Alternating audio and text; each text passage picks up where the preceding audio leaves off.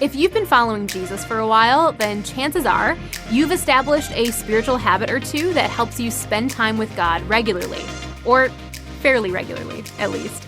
Even if your habits are not perfect, and whose are, you've probably found one or two ways to connect with God that works for you, like reading and studying the Bible, or spending time in worship and prayer on your own. But how do we help our kids develop habits like these? And what kinds of spiritual habits are actually age appropriate?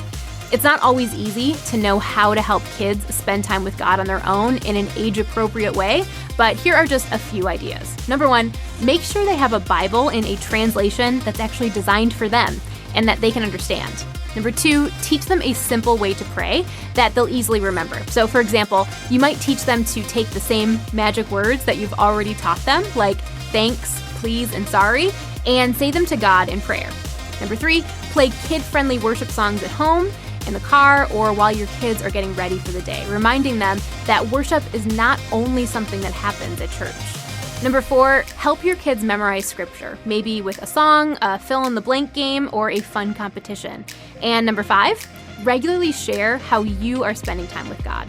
Talk about what you're discovering about God, what God is teaching you, and how God is changing you.